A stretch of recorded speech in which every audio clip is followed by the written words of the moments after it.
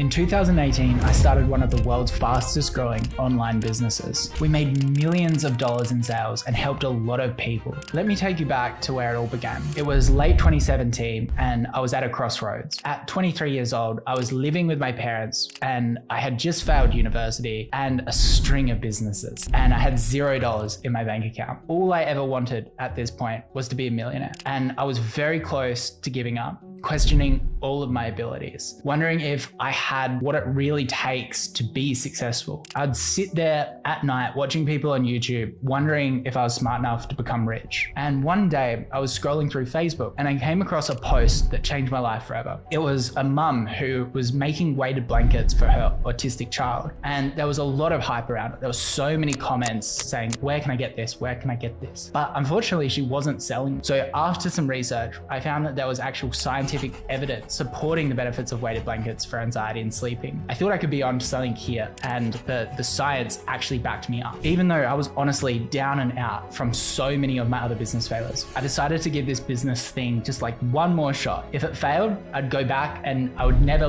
launch another business. I would just go back to videography and just travel the world. So the first thing I did was I went onto Alibaba to look for my supplier, but I couldn't find any listings that even mentioned weighted blankets. And it turns out that this was actually a good sign. I was very, very early to the trend. If nobody was manufacturing them, nobody was actually selling them. And because of the Facebook post, I already knew there was demand. So using all of the money that I had left, and I was just doing some videography clients here and there, just funneling it in, I managed to get this beautiful sample of a 7-kilo weighted blanket from China. It was grey, it was stunning. I honestly couldn't afford a full order at this stage because I was just so broke from like all my last failures. I then had to get my mum and my girlfriend and my neighbor's child to actually model the blankets around the house. I couldn't afford an actual model or a photo shoot, and I was just taking photos, and then I just set up a basic Shopify store. I launched the store on a Saturday night and set up like the worst Facebook ads you've ever seen, not knowing how it was going to go, and also knowing that if I didn't get any traction initially, I was just going to run out of like money in a few days. Within a few hours, I just heard that Shopify ka-ching. Instantly, it was just complete relief. It just kept coming in, ka-ching, ka-ching, ka-ching, and we did over $1,000 very, very quickly for a month pre-order, meaning that we didn't have the product, but we were going to ship it in a month, and people were still willing to purchase now and wait. This was just a huge validation. I remember thinking, okay, I'm going to be an overnight success. In our first year, we made over $10 million in sales and $1.5 million in profit. The second year, that number grew to $2.5 million in profit. It was a crazy feeling trying to launch businesses for 6 years straight, constantly falling short, then suddenly this happening. What really just, it felt like overnight. We scaled quickly, hiring an amazing team, overtaking our competitors, achieving the #1 spot on Google for weighted blanket. And we really kind of became synonymous with the product. People would say, oh, I'm going to get a calming blanket rather than a weighted blanket. We were also helping people. We had amazing reviews. I started to dream even bigger, thinking about how big I could take business. I got an offer to sell the business for over $10 million. But then around October 2020, upward trajectory just completely took a sharp downturn and everything changed. Next 12 months, our profits plummeted. We went from like 1 month, we made $500,000 to losing over like $1 million in the year. Because of that, we learned so much from these failures. It was only when I took a really hard look at my business that I was able to pinpoint these 3 major mistakes that I made. If you're an inspiring entrepreneur or just trying to scale your business, this is just really important that you listen to what I'm about to say, because I don't want you making the same mistakes again. So the first mistake that I made was allowing hype and greed to turn me into a poor manager. When you start making a lot of money, something really funny happens. Suddenly you get really afraid of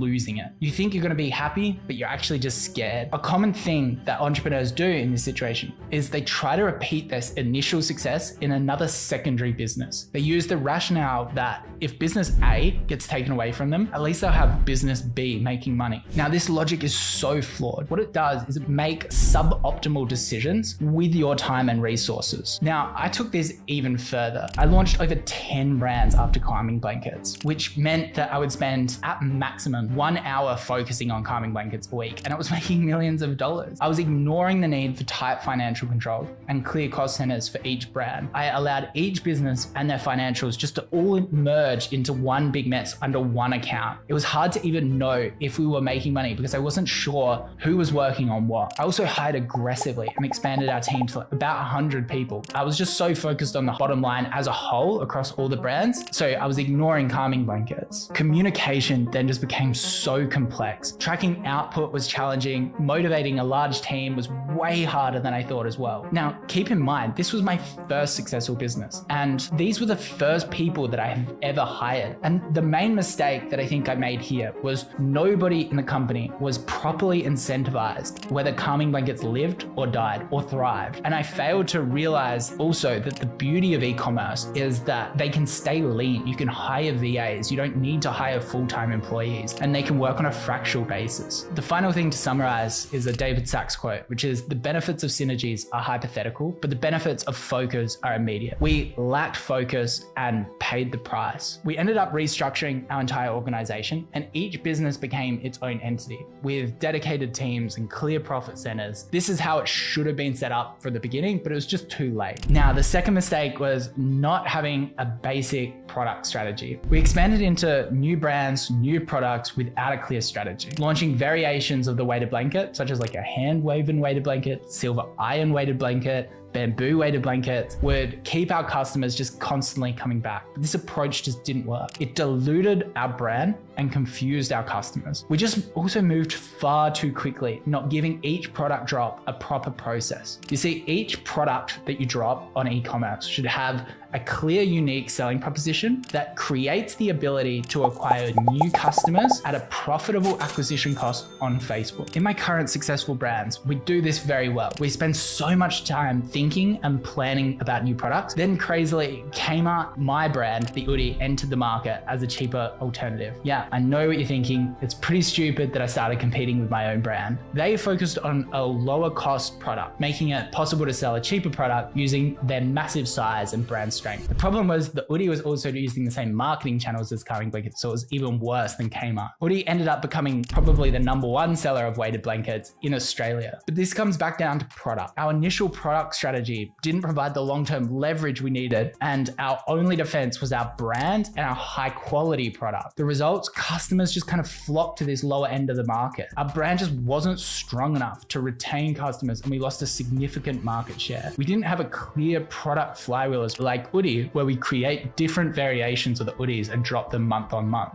I realized that we probably should have had unique patented products or licensed designs so that people like Kmart would have to stock us. Or better yet, if we had really beautiful and unique products, our revenue would have climbed, and we could have even just created our own beautiful stores. Now, this brings me to our third mistake that we failed to do. And this was planning on multiple fronts, but mainly inventory. In e-commerce, stuffing up your inventory levels can send you bankrupt. We launched too many products without proper inventory forecasting in place, which meant that all of our money was sitting into inventory. In the mess of rapidly scaling, we began selling out of our top sellers of calming blankets, and we didn't even notice. So we were forced to advertise our non-top sellers, and these had very, very bad customer acquisition costs. And it also really ruined our brand image as well. We then had to clear a lot of this inventory at a loss so that we could restock on our good inventory. Even during peak COVID times, when demand was high, we were still unprofitable because we couldn't get our top selling products in stock. Pair this with the supply chain crisis that happened, iOS 14.5 with rising acquisition costs, and suppliers were taking forever as well. We just couldn't get our inventory under control. So why am I sharing this story?